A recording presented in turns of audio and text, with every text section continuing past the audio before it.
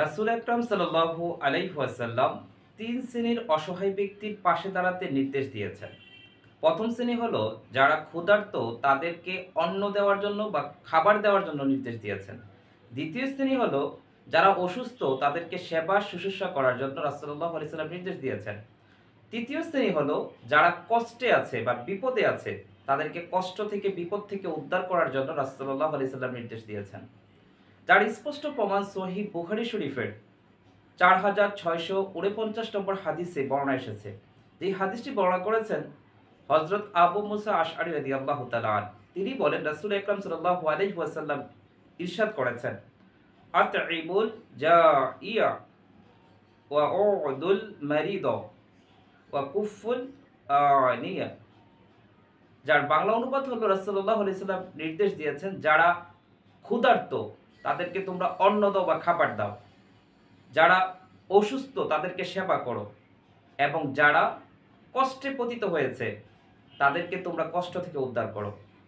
তাহলে এই হাদিসের আলোকে আমরা জানতে পারলাম বর্তমানে যারা বিপদগ্রস্ত আছে, বন্যা বা খরা অথবা যে কোনো দুর্যোগ এর কারণে মানুষ যদি কোনো বিপদে পড়ে, সেই ক্ষেত্রে আমরা একজন মানুষ অপর আরেকজন মানুষের প্রতি এই ৩টা দায়িত্ব আমাদের রয়েছে।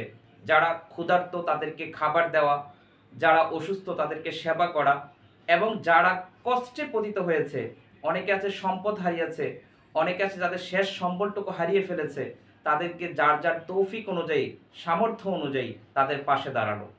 আল্লাহ রাব্বুল আলামিন আমাদের প্রত্যেককে মানুষ, মানুষ হিসাবে আমরা মানুষের পাশে দাঁড়াই। যারা অভাবগ্রস্ত, যারা ঋণগ্রস্ত অথবা যারা খাদ্যের অভাবে রয়েছে, নানানভাবে যারা বিপদগ্রস্ত, আসুন আমরা আমাদের প্রত্যেকের অবস্থান থেকে তাদের পাশে দাঁড়াই এবং তাদেরকে সাহায্যের হাত বাড়িয়ে দিই।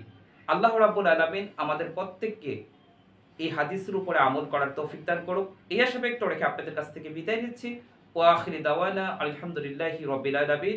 ওয়াসসালামু আলাইকুম ওয়া রাহমাতুল্লাহি তাআলা ওয়া বারাকাতুহু ওয়া মাগফিরাহ।